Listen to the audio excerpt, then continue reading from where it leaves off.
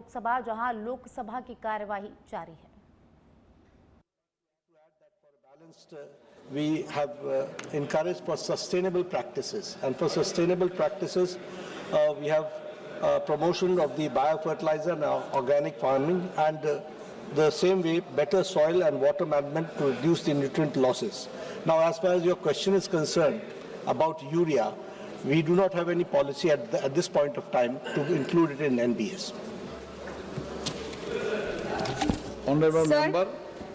Sir, in view of the continued import dependencies for fertilizer, raw materials and PAIs, will the Minister clarify whether the government has conducted any comprehensive vulnerability assessment of the supply chains, particularly in the context of ongoing global conflicts, and whether any strategic reserve policy is being considered to safeguard farmers and the pharmaceutical sector from sudden shortage? I would like to again enlighten the honourable member that as far as the it is very clear that we have got very limited reserves of the raw materials, and so raw materials we are importing for rock phosphate, for sulfur, for natural gas, ammonia, phosphoric acid and MOP potash, muriate of potash. Here also I would like to enlighten the honourable member that we are going for long-term agreements with various countries so that we can ensure the raw material supply chain for as far as India is concerned. And we have gone for long-term agreements with Jordan, with Morocco, with Saudi Arabia, Oman and a few more countries. Here also I would like to say that we have also increased the production of the urea.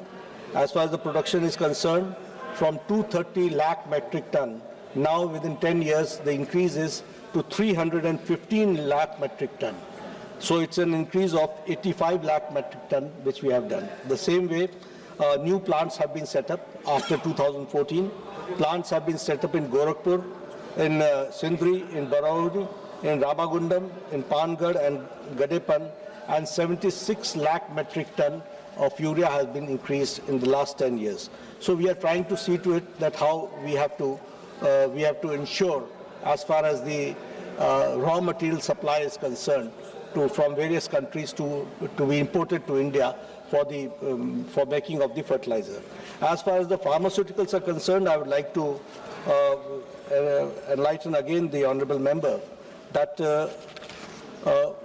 we have tried to reduce the import dependence in active pharmaceutical ingredients, and at one point of time India used to import 2,000 categories of APIs, bulk drugs worth $4.35 billion.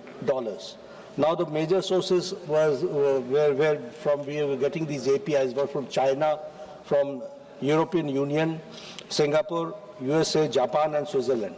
Now here also we have introduced under the dynamic leadership of Prime Minister Modi, we have introduced two programs. One is the PLI scheme for bulk drugs, and 6,940 crores have been allocated for that, and which to incentivize domestic manufacturing of 41 critical active pharmaceutical ingredients, key starting materials, KSM, and drug intermediaries. So this is what we have added. The same way, another scheme is the production-linked incentive scheme for pharmaceuticals, and 15,000 crore rupees have been allocated for that. That promotes the high-value drugs of APIs, and we are also setting up 3 bulk drug parks, one in Andhra Pradesh, one in Gujarat, and one in Himachal Pradesh, with a common infrastructure to see to it that that APIs are produced here in India. Here also I would like to say that we have also gone for anti-dumping safeguards by the DGTR, and the good news is that 190 plus APIs are now being manufactured domestically for the first time. And for the first time, sulfadiazine, penicillin G, clovinic acid and para-aminophenol, all these, here we are going for a gradually decrease the import and increase the domestic production. Srimati Supriya Sule. Sir, in your today's reply, the Honourable Minister has said in the National Green Hydrogen Mission, you have talked about green ammonia as a fertilizer option. Sir, there were media reports that in the green ammonia, you've had a very, I must compliment the Mantralaya, that you've had a very good and a transparent bidding the process that you have followed. So if the bids are done, why is the government not signed up the legitimate companies, the takeoff contracts? The takeoff contracts were signed between people who have won the bids, were with the fertilizers company. Considering the global situation today the way it is, India would be, and that was the whole idea of this, to make it ammonia free so our imports become less and we have more indigenous green ammonia. So why are these contracts not being signed? So it will expedite the program. So what is the Mantralaya doing about that? And how soon would they be, or is there be any change in policy? Okay. Thank you, sir. As far as the green hydrogen mission is concerned, I would like to enlighten the House that 7.24 lakh metric ton per annum green ammonia and fertilizer companies are producing for P&K. So this is a new initiative which has been taken by Government of India under the leadership of Prime Minister Modi. One thing, what you have asked about the question about the process and about the policy, I think this needs more information. So if you can ask me separately, I'll try to give the answer. Sri Nishikant Dubey. अध्यक्ष महोदय, ये जो जवाब है माननीय मंत्री महोदय का, ये देश की हालत शुरू से बहुत खराब है सर, क्योंकि मैक्सिमम जो रॉ मटेरियल है वो अपने को इंपोर्ट ही करना पड़ता है। मतलब लेकिन हमारी सरकार ने बड़ा अच्छा काम किया है कि 3000 का खाद जो है वो 300 रुपये बोरी में 265 में मिल रहा है। मेरा आपके माध्यम से मंत्री महोदय से ये प्रश्न है सर कि अभी खाड़ी का युद्ध चल रहा है और उसमें रॉ मटेरियल जो है एक बड़ी समस्या हो गई है। किसानों को फर्टिलाइजर चाहिए और हम सस्ते दर पर देना चाहते हैं। इस युद्ध के कारण जो फर्टिलाइजर की कमी हो रही है उसके लिए भारत सरकार क्या नीति अपना रही है जिससे कि महीने 2 महीने के लिए जो है किसानों को कोई परेशानी नहीं सामना नहीं करना पड़े? अभी जरूरत थोड़ी पड़ेगी किसानों की, अभी पड़ेगी सर ना, महीने 2 महीने बाद। खेती चल रही है सर, हमारे यहाँ अभी खेती चल रही है सर। मैं जिस इलाके से आता हूँ, सभापति 1 मिनट केवल सर, मैं जिस इलाके से आता हूँ वहाँ 4 फसल की खेती होती है सर। 4 फसल और अभी हमारे यहाँ मिर्च और अंडी जिसको कहते हैं सर, मतलब रेपसीड जो इसको कहते हैं उसकी खेती है सर। हमारे यहाँ 2 ही होती है, इसलिए मान्य। वैसे ये प्रश्न हमारे 2 ही होती है। वैसे ये प्रश्न मूल प्रश्न से जुड़ा हुआ नहीं है, लेकिन मैं सरकार की तरफ से और इस हाउस के माध्यम से देश की जनता को आश्वस्त करना चाहता हूं कि जहां तक खाद का सवाल है, फर्टिलाइजर का सवाल है, माकूल पर्याप्त खाद की व्यवस्था भारत सरकार ने कर रखी है और हमारे रिजर्व्स हैं और कोई भी पैनिक करने की जरूरत नहीं है। मैंने कल ही सभी एग्रीकल्चर मिनिस्टर से बातचीत की है और मैंने सबको कहा है कि ये जो बेटे नहीं बोलते, ये जो पैनिक क्रिएट किया जा रहा है, इस पैनिक की कोई आवश्यकता नहीं है। हमारे पास पर्याप्त भंडारण है और उस भंडारण के व्यवस्था के कारण किसानों को सही समय पर खाद जितनी चाहिए वो मिलेगी। आप एक बात बताइए, जब मंत्री जी सदन में जवाब दे रहे हैं और जिम्मेदारी से जवाब दे रहे हैं तो आप क्यों सवाल उठा रहे हो? कमी हो जब उठाना ना, अभी तो कमी नहीं है ना मनीष तिवारी जी, अभी कमी है क्या? अध्यक्ष महोदय,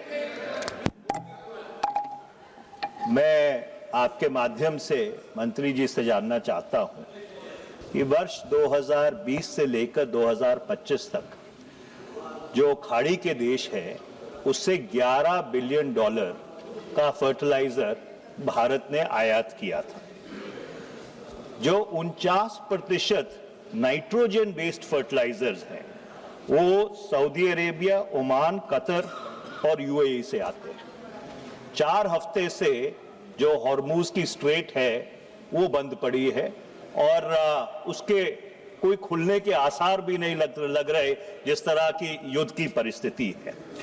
40 जो एनर्जी प्रोड्यूसिंग फैसिलिटीज हैं मिडिल ईस्ट में, वेस्ट एशिया में, वो क्षतिग्रस्त हो चुकी हैं। और जो सबसे बड़ा फर्टिलाइजर प्लांट है जो कतर फर्टिलाइजर कंपनी चलाती है, वो फर्टिलाइजर प्लांट कतर ने बंद कर दिया है और हमारा लॉन्ग टर्म कॉन्ट्रैक्ट है कतर के साथ।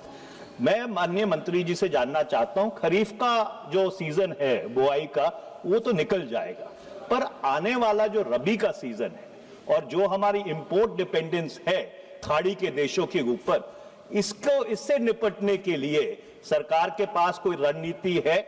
What diversification are we attempting in order to ensure that the next sowing season is not impacted? वैसे ये मूल प्रश्न से जुड़ा हुआ नहीं है, लेकिन जैसा इन्होंने खुद ही माना कि खरीफ सीजन के लिए हमारे पास पर्याप्त भंडारण है और उसकी व्यवस्था है, किसानों को कोई चिंता करने की बात नहीं है। We are also looking for diversification, new markets, new areas, where from we will get raw materials also for fertiliser. उसके लिए हम पूरी रणनीति बना करके प्रयास कर रहे हैं। क्वेश्चन नंबर 483 श्री राजा भाव पराग प्रकाश वाजे। Sir, question number 483 of the house. Honorable Speaker, sir, the Honorable Minister's answer notes that only 6 trauma care facilities have been sanctioned for the entire state of Maharashtra under the NPP, MT and BI. Nasik is a critical junction for major national highways. Nasik is also a major industrial hub, and Nasik will host the upcoming Kumbh Mela, which is the world's largest human gathering. आपका सवाल क्या है? By what criteria was Nasik excluded from these 6 sanctioned trauma care facilities, and does the government has any plans to include Nasik? As far as the central government is concerned, Ministry of Health and Family Welfare, the health department gives the technical and the financial support for strengthening of the infrastructure and component of training part as far as the states are concerned. It is the responsibility of the state to give the proposals to the central government, which we call as the Program Implementation Plan, PIP. Yearly, a review is taken by the state government. The state government decides, and they plan the proposal for the next year, what infrastructure they need and how much money they need. That PIP is approved by the state government. It comes to the central government, Ministry of Health and Family Welfare, and then we give the money accordingly. So the plan has to be done there.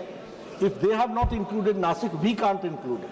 So it is they who have to see to it. माननीय सदस्य, Will the Honorable Minister clarify what specific interventions, funds and human resource support have been approved by the central government specifically for Nasik district's tribal blocks, and whether any time-bound plan exists to fill specialist vacancies through centrally supported schemes? Sir, I would like to enlighten that with the help of the central government, the Ayushman Arogya Mandir in the sub-health centers are 437 which have been established in Nasik. In primary health center, the Ayushman Arogya Mandir, 112, and urban PHCs 47, and urban